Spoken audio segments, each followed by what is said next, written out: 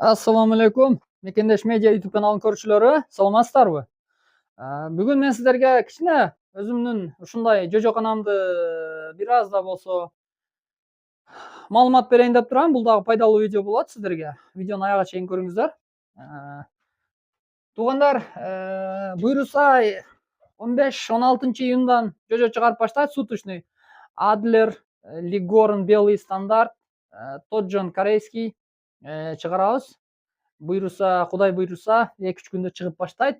Андыктан азыр брудерлерди мен даярдап койдум. Сиздерге көрсөтөйүн. Мынтип бир эме кылгандан кийин мындай брудерлерди даярдап коюш керек. Мына лампаларыбыз дагы даяр.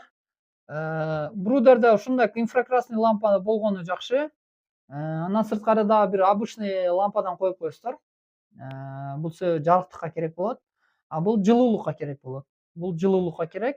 Кээ бирлер айтат, вирустар дагы өлтүрөт, дагы башка да. Мен ал жөнүндө билбейт экенмин, бирок бул мындай кылганда инфракрасный лампа, бул D3 күндүн нурун чыгарат, жылуу келет, абдан жылуу келет. Эгерде мүмкүнчүлүгүңүздөр болсо, өзүңүздөр зерикпей, же болбосо даяр ушундай брудерлер сатып алыңыздар.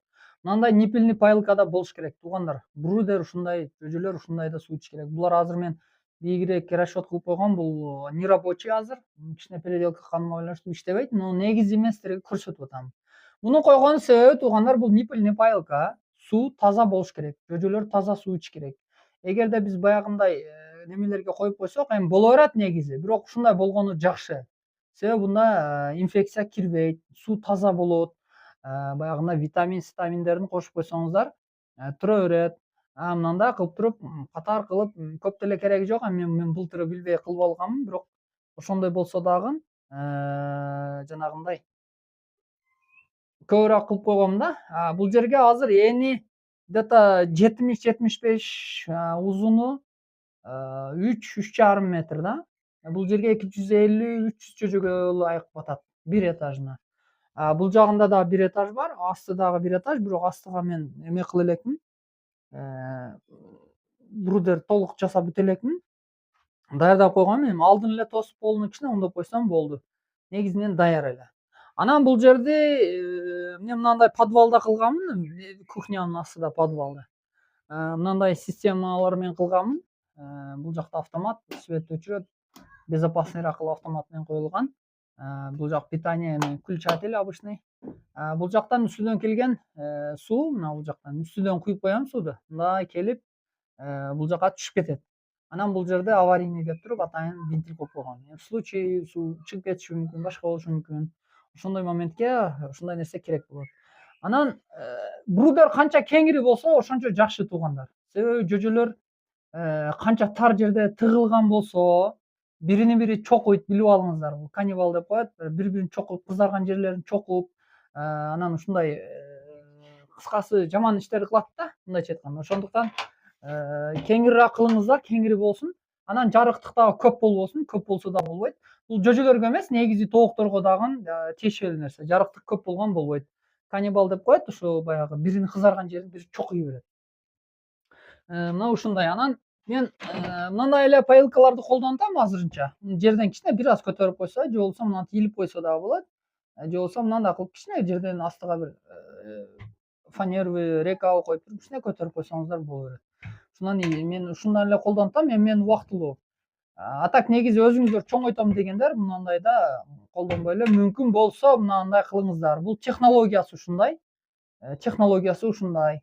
Булар эми мындай кыргызча дегендей биз өзүбүздүн вариантта да эми. Бул деле боло берет, мен муну деле жаман дебейм негизичи. Анан жерге тийбей турганы жакшы, мүмкүн болсо асып койгон жакшы. Бирок мүмкүн болсочу мына арзан эле турат. Ушундай паялка 50 сом, 100 сомго чейин турат. Ниппельный паялка коюп койсоңуздар жакшы болот. Анан мындай кармушкаларды коюп коесуздар. Бул бир аз чоңойгондон кийин бунун кичинелери суточный чөжөлөргө дагы бар булардын. Буйруса буларды дагы эми алып келебиз. Сурагандар болуп атат. Эми буйруса өзүбүз алып келип, мен өзүм полный эмелерди алып келип сиздерге эме кылганга аракет кылам. Анан буну илип койсоңуздар болот. Мына мен буну илип колдонгом.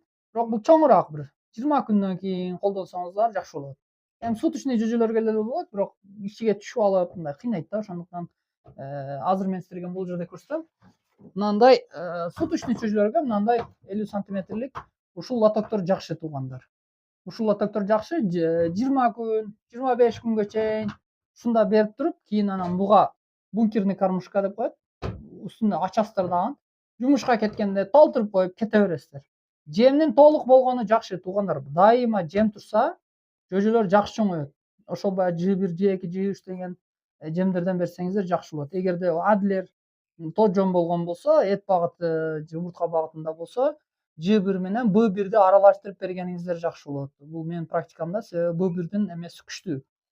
Кымбатыраак болот, бирок эмеси жок, бюджетный вариант дегеним аралаштырып 50-ге 50 кылып берсеңиздер дагы жакшы болот. Көп берсеңиздер дагы бооруна күч келип калышы мүмкүн жүзлөргө. Ошондуктан G1ге B1'ди аралаштырып бересиздер. Буга толтуруп коесуздар, жумушка эртеси келгенче бир карап коесуздар. Мен мисалы жумушка кеткенде кээде кечинде келем, жемдердин бир салып коем, сууларын бир тазалап карап коем. Болду, бир күндө кылган ишим ушул. Анан брудерди бир эме кылгандан кийин ушинтип тазалап коем. Болду, ушул бойдон тура берет, таза, жакшынакыла. Анан дагы бир эмеси, бул жакта азыр сиздерге көрсөтөм. Мына бул дагы бир брудерим бар. Бул брудер өзү технология боюнча ушундай кылып жасаш керек. Бул мына сеткалар турат, булар летний вариант, жазгыга, жайкыга. Муну эшикке деле коюп койсоңуздар боло берет, жаздын күнү да, эми бирок суточный чөйжөлөр кичине чоңойгондон кийин коюп койсоңуздар болот. Эгерде кыштын күнү болсо, ушундай подвалга алып кирип туруп эле мыналарды ордуга мүмкүнчүлүк болсо айнек коюп койсоңуздар болот. Же болбосо пленка менен жаап койсоңуздар болот. Бирок муну мен экономичный вариантта мындай өзүм жасаган эмесмин, убактым болбоду. Мындай фанерден жасадым, бул арзан жасаттым. Фанер арзан түшөт, ДВП арзан түшөт, эң арзан вариантта ушул. Анан мындай 0,5тик сеткалар бар туугандар, 0,5 бул 1 сантиметрлик, бирдик. Ушул немеден кыласыздар, мындай да кылбаңыздар, мына 1,5дык, булар эмеси чоң болот. Жөжөлөрдүн буту батып кетет. Ошондуктан мындай эмеге кылыңыздар, ушундай сетканы майдасынан кылып алыңыздар. Ушул жакшы болот. Арасына мындай рейкаларды коесуздар. Бул жака дагы коюш керек, коюлбай калыптыр. Койсоңуздар, мына былкылдабай турат. Мунун ичине дагы бир 100га жакын, 70-80 тегерегинде жөжө батат, ичине тыгылгыча. Анан өзү технология боюнча ушундай кылыш керек, себеби бул жакта тыктары астына баягы эмелери, заностору бул жака түшөт. Астыга түшкөндө аны буну тазалаш оңой туугандар. Мындай алып туруп эле мынтип аласыздар дагы. Азыр алып, жерге кагып, тазалап, кайра мынтип салып коесуздар. Бул өтө оптимальный вариант. Мына өз технология боюнча ушундай кылыш керек. Мына ушундай салып коесуздар да, кыскасы. Мына 3 этаждыкы тең ушундай. Көрдүңүздөрбү? Мына ушинтип салып коесуздар. Мүмкүн болсо өзүңүздөр эле жасасаңыздар болот. Мына төргө 2 рейкада эле жасалган бул. Эч канча расход кетпейт. Эшиктерин дагы эле мына ушундай эски фанер шкафтардын кесип койсоңуздар болот. Кааласаңыздар ошол фанерден эле алсаңыздар болот. Фанер өзү 350 сом, 400 сом тегерек турат. Эми ар кайсы региондор кандай. Ушундай кыласыздар. Анан бул жака эме коюп койдум мен, лампа. Азыр мына булар даяр турат, буйруса эме кылабыз, питанияны берсек эле даяр. Патрон турат. Патронго инфракрасный лампа коебуз. Дагы кошумча бир эме кылышым керек. Пока болот. Азыр мен себеби бул жака жарыктык бергенде ошол жарыктык бул жака тийген үчүн мен мага кошумча койбодум. Мына ушундай туугандар, 3 этаж кылып туруп бул жерге азыр где-то 200ге жакын жөжө батат. Көрдүңүздөрбү? 200ге жакын батат. Ушундай эле кылып туруп, кичинеирээк ушундай кылып туруп эле кышында бекер отурбай ушундай жасаңыздар дагы. Сатыңыздар.